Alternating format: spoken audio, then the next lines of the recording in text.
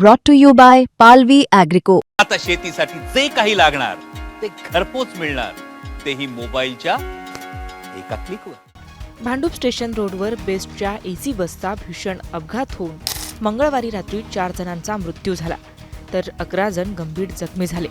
मात्र हा अपघात कसा झाला यावर बस चालक संतोष सावंत याने स्पष्टीकरण दिलंय। ब्रेकऐवजी एक्सिलेटरवर पाय गेला, त्यामुळे हा अपघात झाला असं बोललं जात होतं।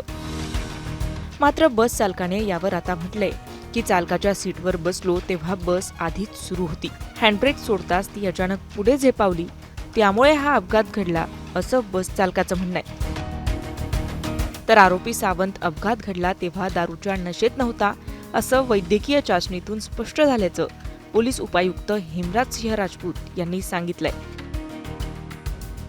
तर अपघातग्रस्त बस विक्रोळी डेपोला जोडलेली एक वेट लीगवरील इलेक्ट्रिक एसी बस होती।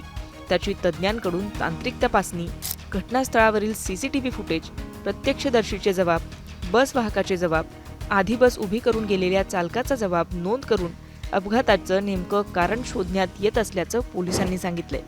भांडूप पोलिसांनी सावंत याला अटक करून गुन्हा दाखल केलाय। स्थानिक न्यायालयाने त्याला 3 जानेवारीपर्यंत पोलीस कोठडीत ठेवण्याचे आदेश दिले असून घटनेचा सखोल तपास सुरू आहे। FIR नुसार 29 डिसेंबर रोजी रात्री सुमारे 9:30 वाजता गजबजलेल्या भांडूप स्टेशन रोडवर हा अपघात झाला।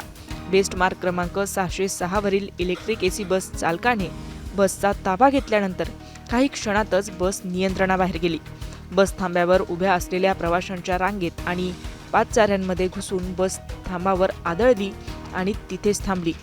या धडकेत प्रणिता रासम, मानसी गुरव, वर्षा सावंत आणि प्रशांत शिंदे यांचा मृत्यू झाला, तर 11 जण गंभीर जखमी झाले। अपघाताची माहिती मिळताच पोलिसांनी तातडीने घटनास्थळी धाव घेतली। जखमींना रुग्णालयात उपचारासाठी दाखल करण्यात आलं, मात्र 4 जणांचा उपचारादरम्यान मृत्यू झाला, तर उर्वरित जखमींवर सध्या उपचार सुरू असल्याचं पोलिसांनी सांगितलंय। सावंत 2008 पासून बेस्टमध्ये चालक म्हणून कार्यरत असून तो कायमस्वरूपी कर्मचारी आहे। काही महिन्यांपूर्वीच त्याने इलेक्ट्रिक बस चालवायला सुरुवात केली होती। अपघाताच्या दिवशी तो रात्रीच्या ड्युटीवर हजर झाला होता आणि त्याला मार्ग क्रमांक 606 ची बस देण्यात आली होती।